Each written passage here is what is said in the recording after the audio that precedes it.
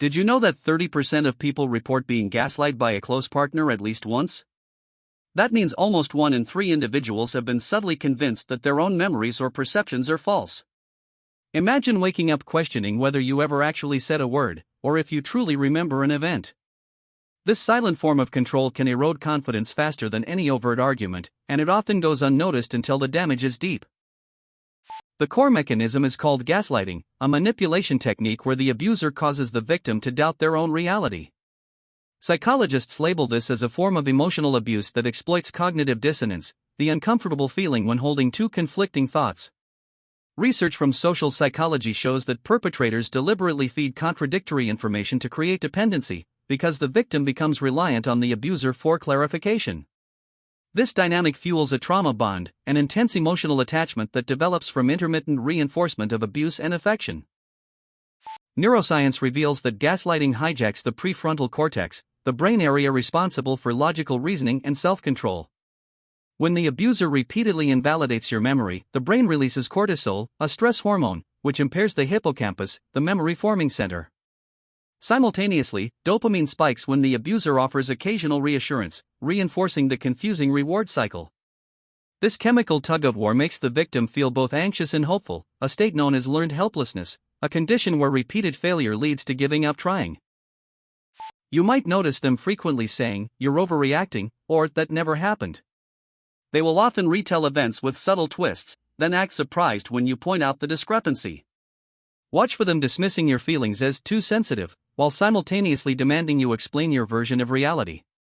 They may also use triangulation, bringing a third person into the conversation to validate their version, to isolate you. Over time, you start apologizing for simply remembering things the way you experienced them. Intelligent, empathetic individuals trust their social intuition and value harmony, making them prime targets. Cognitive psychology explains that our brains are wired to seek social approval. When a trusted partner questions your memory, the brain automatically assumes you're wrong to preserve the relationship. Moreover, the abuser often mirrors your values, creating a false sense of similarity, a technique called mirroring, copying another's behavior to build rapport. This combination of trust and desire for connection blinds even the most analytical minds. 1. Subtle contradictions. They casually claim you said something you never did. 2. Persistent "Are you sure?" questions that make you second-guess facts. 3. Dismissal of emotions. "You're too dramatic." 4. Public contradictions. They recount a different version of events in front of friends. 5. Isolation tactics. They discourage you from seeking outside opinions. 6. Intermittent affection. Brief periods of praise followed by criticism, reinforcing a confusing reward loop.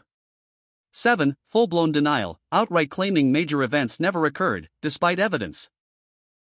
The abuser's motivation stems from a need for narcissistic supply, attention, admiration, and control that fuels their self-esteem.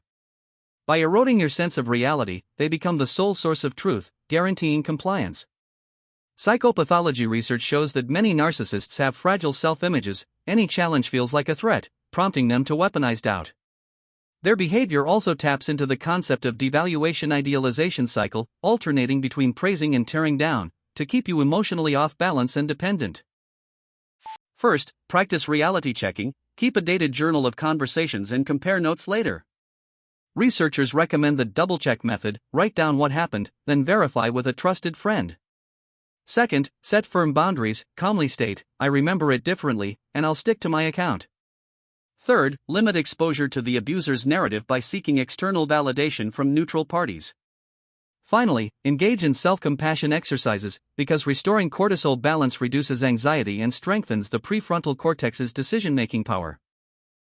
A 2024 study in the Journal of Personality Disorders found that victims of chronic gaslighting showed a 45% increase in depressive symptoms compared to non-victims, linked directly to hippocampal volume reduction observed via scans.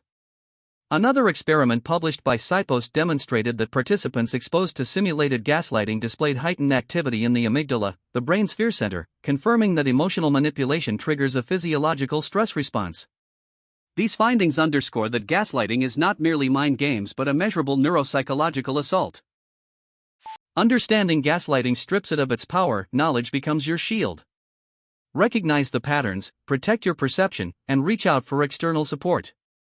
If this helped you, share it with someone who needs to understand this behavior. Follow for daily psychology insights that protect your mental health.